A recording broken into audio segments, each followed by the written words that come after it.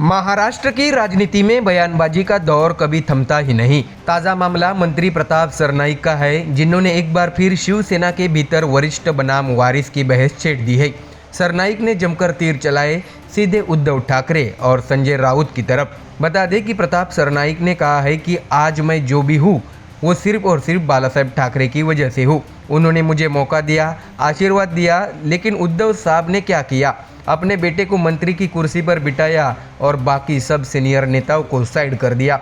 बता दें कि सरनाईक यही नहीं रुके, उन्होंने दिवंगत नेता आनंद दिघे का मुद्दा उठाते हुए कहा है कि आनंद दिघे सिर्फ ठाणे जिले के नेता नहीं थे, बल्कि पूरे महाराष्ट्र के दिलों पर राज करते थे।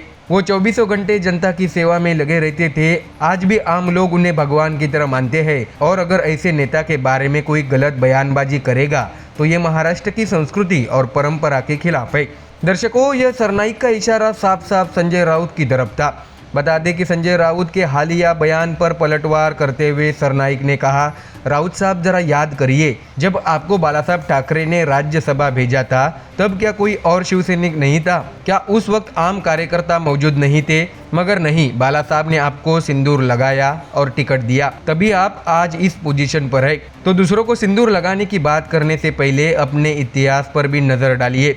बता दें कि सरनाईक ने भी जोड़ा कि उन्हें भी बाला साहब ने सिंदूर फांसा था और आज वह विधायक से लेकर मंत्री तक बने, लेकिन मंत्री की कुर्सी तक पहुंचाने का श्रेय सिर्फ और सिर्फ एकनाथ शिंदे को जाता है। उन्होंने घर परिवार को साइड में रखकर कार्यकर्ताओं को आगे बढ़ाया।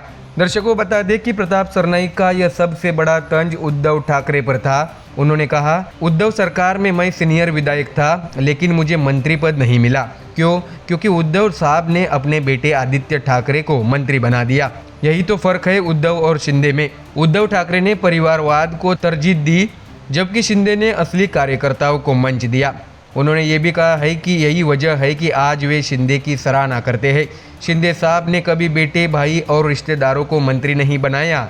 उन्होंने हमेशा मेहनती कार्यकर्ताओं को सम्मान दिया, और यही असली शिवसेना की पहचान है। तो वही दर्शकों, अपने बयान में सरनाईक ने एक बार फिर दिवंगत नेताओं के योगदान की याद दिलाई। जो लोग आज वक्तव्य दे रहे हैं, शायद उन्हें अंदाज़ा भी नहीं है कि आनंद दिघे जी ने इस जिले और इस राज्य के लिए क्या किया। उनकी सेवा, त्याग और लोगों के लिए समर्पण को शब्दों में नहीं बांधा जा सकता। ऐसे नेता पर अगर कोई उंगली उठाएगा तो हम चुप नहीं बैठेंगे। दरअसल सरनाईक के इस बयान ने एक बार फिर शिवसेना के भीतर दरार को उजागर कर दिया है। एक और उद्धव ठाकरे की विरासत और उनके बेटे आदित्य की एंट्री को लेकर सवाल खड़े हो रहे हैं। वहीं दूसरी तरफ एकनाथ शिंदे को कार्यकर्ताओं का असली नेता बताने की कोशिश हो रही है।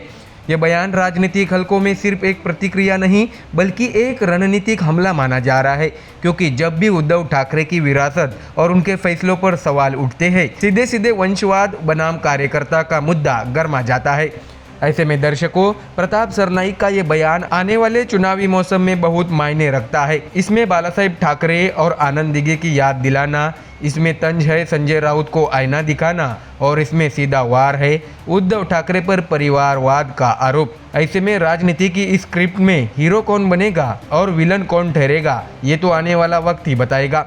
लेकिन इतना तय है कि प्रताप सरनाईक ने अपने तीखे बोलों से शिवसेना की सियासत में फिर से चिंगारी भड़का दी है। तो दर्शकों, फिलहाल इस खबर में इतना ही। देश और दुनिया की बाकी और खबरें देखने के लिए जुड़े रहिए हमारे चैनल MDR न्यूज़ के साथ। धन्यवाद।